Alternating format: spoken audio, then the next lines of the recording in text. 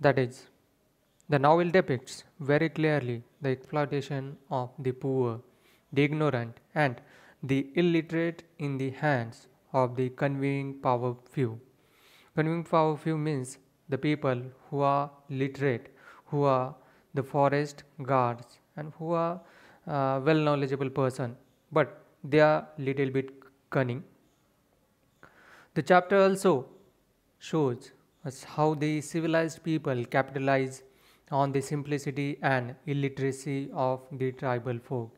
Here, the author spoke about the problems about the tribal people, how the other people came over there and overpower the native people.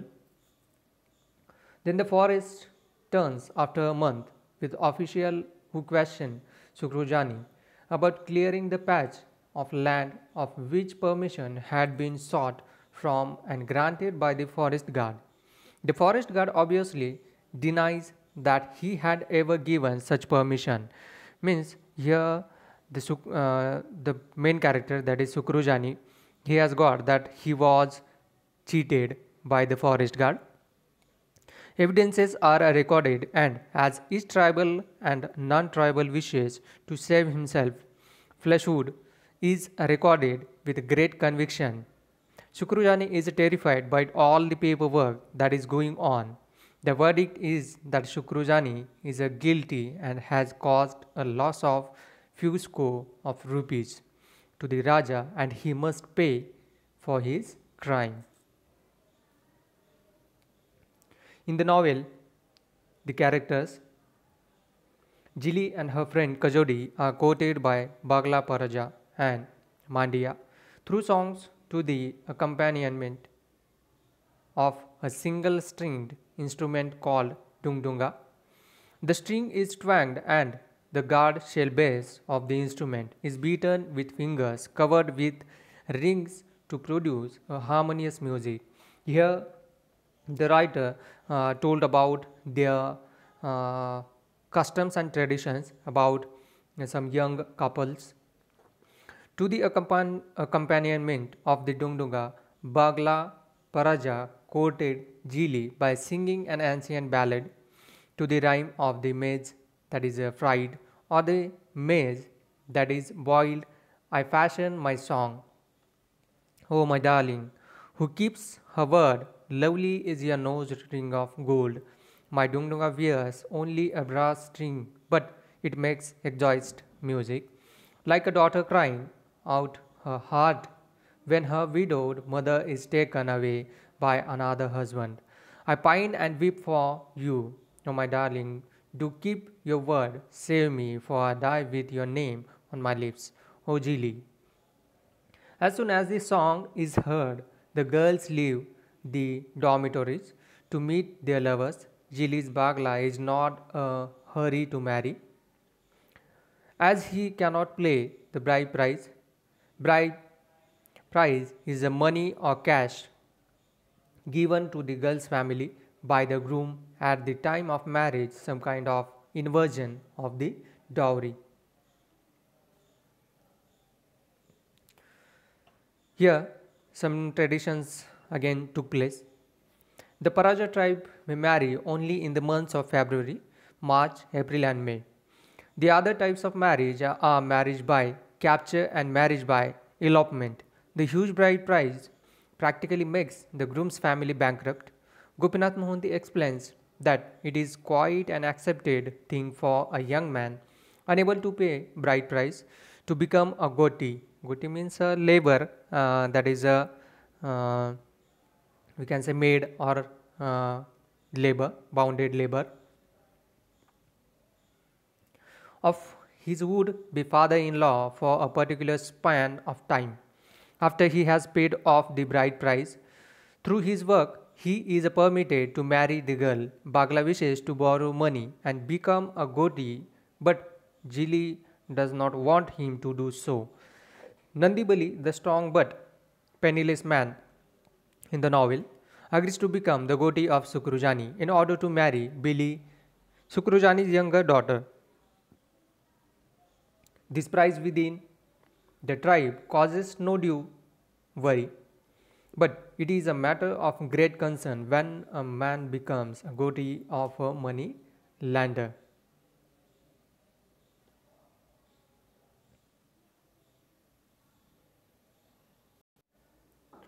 Thereafter, in the next chapter, the misery of the family is described. The people of the village advised Sukrujani to raise a loan from the money lender Ram Bisoi and in exchange become a debt bound devotee or bounded laborer.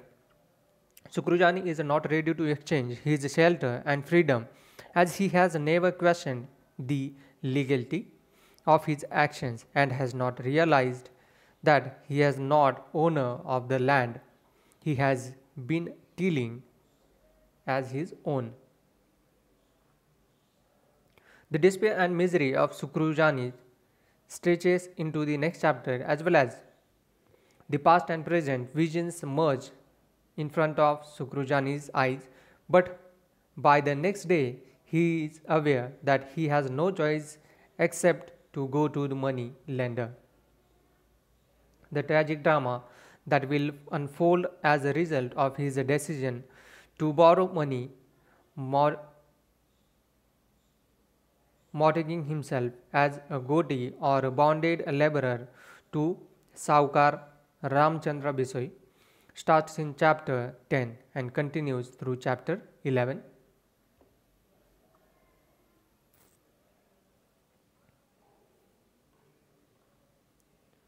The next, these are chapter number 16 to 18. Once again, take us back to the life of Paraja, tribe to the Sarsubdar village, and to Sukrujani's family members who are left behind. Mandia Jani takes charge of the house and the fields. He intends getting married to Kajodi, his sister's friend, but for that he has to pay a bride price and he wants to offer the bride price only after the harvest. It is not only Mandia who dreams of getting married to Kajodi, but also Sukrujani who approves of this match. Then Mandia plans to brew liquor and in exchange gets laborers to reap paddy for them.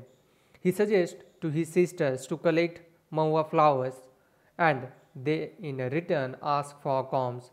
Certainly, the author also refers to the difficult ways of life that these Paraja folk undergo. The plight can be clearly visualized. Father and son become devotees for no fault of theirs. There is no labor to reap the harvest. Liquor is brewed illegally and the daughters grow chilies to earn money by selling them, and with each passing their life starts becoming tougher and tougher.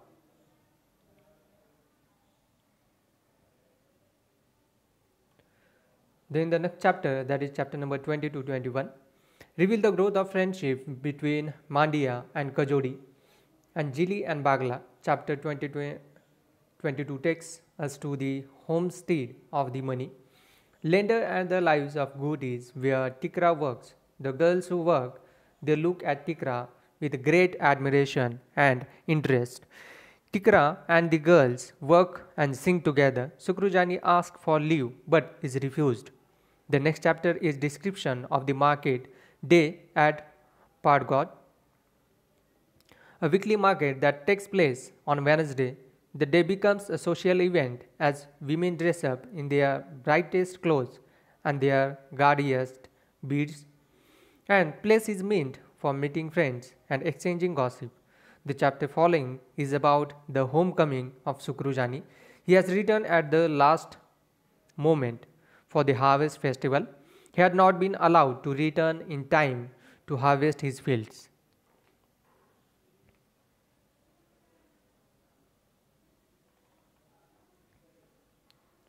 The next chapter, that is chapter 32, where describes the house of Ramchandra Bisoi. His house and the description thereof are a sharp contrast to the poverty of Parajas. There are bullocks carts in front of his house. To enter the house, one has to first pass through his warehouses stuffed with grains that are stored in either jute bags of bamboo netted containers. In the inner courtyard, oilseeds, chilies, etc. are left drying in the sun, and then one reaches the rooms that he and his family occupy. The veranda is stocked with bags of grain, a weighing scale, piles of old chairs, and accumulated junk. The entrance is a big wooden door with huge iron knobs. He is the owner of the fields, orchards, granaries, and houses. On either side of the Saukas empire lies the village of these tribesmen. The villages are a cluster of ragged mud wall huts and half blown thatched roofs. There is a dust all ground, and the only sound that can be heard is of wailing, hungry children. These huts have their own tales of woes to narrate. The goodies once were hard-working peasants living lives of dignity.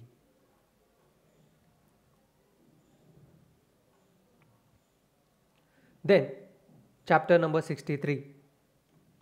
Once again, the reader rolls back into the premises of Saukar, Sukrujani, Mandira, and Tikra. The Saukar is clever enough to send the Dom Barrick to survey the land. It is a evaluated and valuable land. Thereafter, the Saukar calls upon Sukrujani and decides to settle the matter of Sukrujani's land.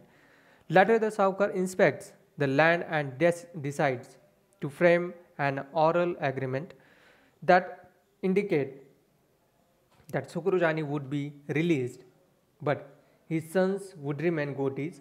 The land could be redeemed when Sukrujani paid 25 rupees to the Saukar, but until then it would be the Saukar's. There are no witnesses. Sukrujani is set free, but this is lonely old, helpless man's heart weighs heavy the fact that his sons are still goatees. He returns to his house in the village, but at a loss as he finds his hut locked and his two daughters missing.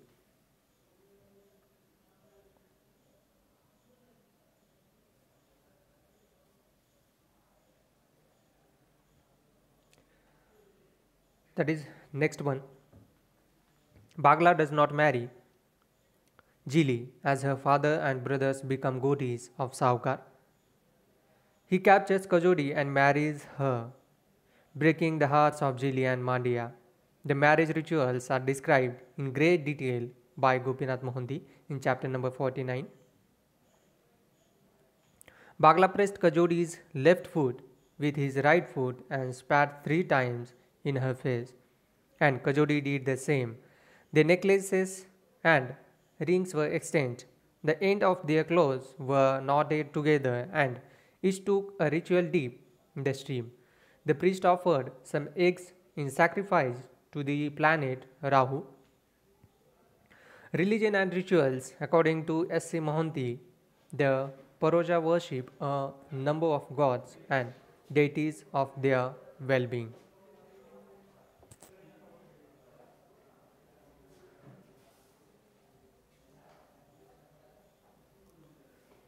In the chapter number 38 of the novel, the writer gives a detailed description of the functions of Dishri.